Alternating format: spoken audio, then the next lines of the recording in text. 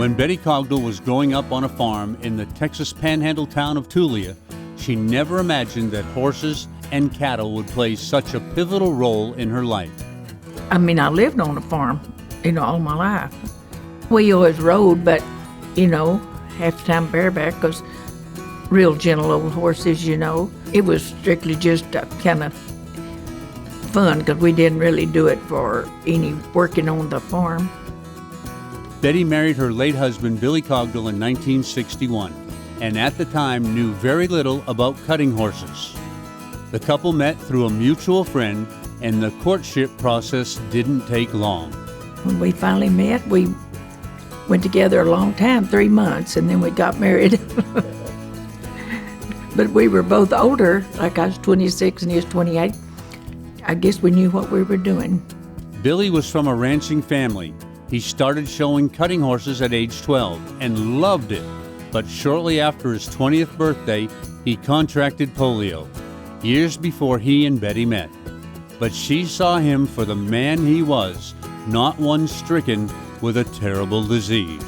And so then by the time I met him, he could walk on his own, but he had a long road, And to me, he wasn't crippled.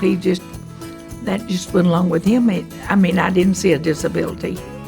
It's just, I just didn't see it, He was a precious person. Billy's father, D.M. Cogdell, purchased the Tule Ranch in 1954, and it was there that Bette and Billy put down roots. The couple had 4 children, Rank, Dick, Penny, and Jim, and Bette wore numerous hats as a rancher's wife. I tried to be very helpful to Billy, but I always was. Well, when we first got married, I told Billy I couldn't cook.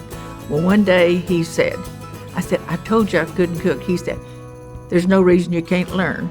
Oh my goodness. So I had to learn. I cooked lots of meals and carried them many miles, But I enjoyed it. That was my job. With Billy and Bette at the helm, the Tule Ranch grew from 27,000 acres to 160,000 acres over the decades.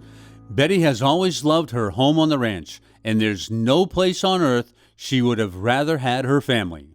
Well, I think we're very blessed to be in the country. I told Kippy, I say, we're just out here under our own little rock. We don't even know what's going on. Half what's going on in the world, it's best we don't, I think, sometimes. But it's a good place to raise your children. And I feel sorry for people that don't have the opportunity that we did. I remember years ago, my mother wanted to bring her Sunday school class to just come out there and ride around and look. And I said, well, what for? She said, well, you just don't realize people, they don't see this every day. And from then on, I tried to be more appreciative of what we had, because you take so much for granted, when you have it, like around you. Tule Ranch has always been about cattle operation first. Billy made it known on that ranch that cutting was an extracurricular activity, and if the kids wanted to compete in the sport, it would mean practicing after their school and ranch work was done. We call it a hobby at our house because that's not how we make our living, The cattle have to come first, then we can play. Billy would always have the kids chores to do when they came home from school. But then they would work the horses later, like I say, you have to make a living first. The Cogdells were always active owners and breeders in the NCHA, but at the 1977 fraternity sale, they purchased a little mare that would put them in the spotlight. Her name was Lynx Melody. And so it's like 1978 when Lynx Melody won the fraternity. Her small size didn't bother Billy, We decided she was all heart, I think she was 13-1. She's pretty small, But anyway, that was thrilling, And then I think you just try each year to come down here and just show with them.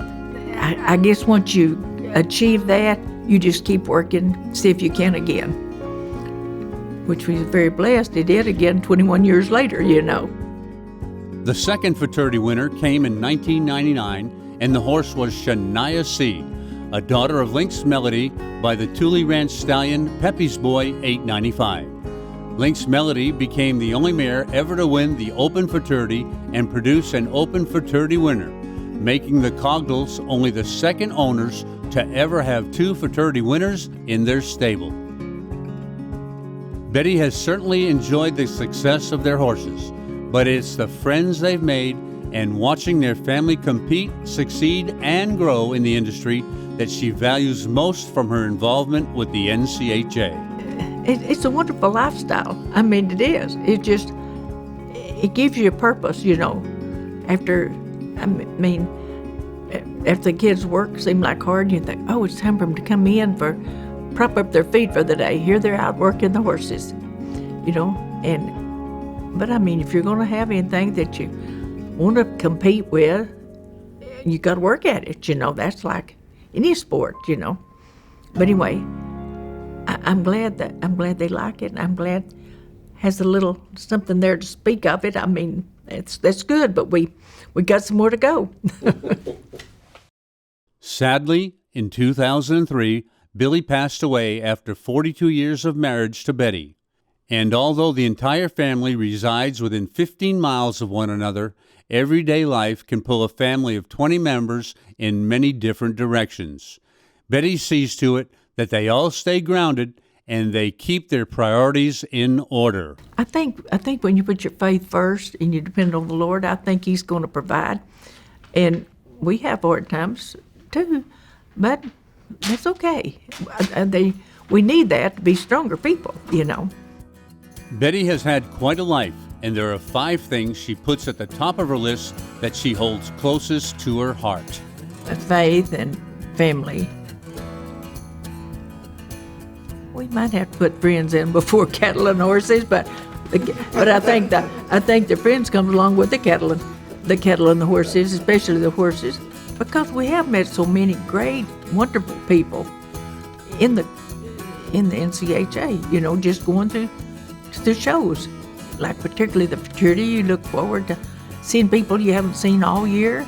It's a great feeling, you know. In 2006, Tule Ranch was honored with AQHA's Best Remuda Award. In 2012, the American Cowboy Cultural Association honored Bette with their Pioneer Woman Award, and she was inducted into the Amarillo Tri-State Expo of Western Heritage Hall of Fame in 2015. And now in 2018, the matriarch of the Cogdell family will take her place alongside her husband Billy in the NCHA Members Hall of Fame. Well, it's a great honor, but I'll start working a little harder to feel like I deserve it. I mean, you know, you think a person can do more, you know. But like I say, living on a ranch like that and having your children raised out there, your grandchildren, now great-grandchildren, it's a good life. It's really a good life. Bette Cogdell has lived a very good life, and now, at 83, she's being inducted into the NCHA Members Hall of Fame, not for her own ribbons, trophies, and accolades, but for her unwavering support of her faith, family, friends, cattle, and horses throughout her entire life. I mean, it's a very, very nice honor, you know, and really, I mean, I feel very undeserving, but I mean, I have felt like I've been involved with the children and Billy along with the sport all these years, and I do love it, and I think it's a wonderful organization, you know, but I'm just one of the folks that go to the cutting.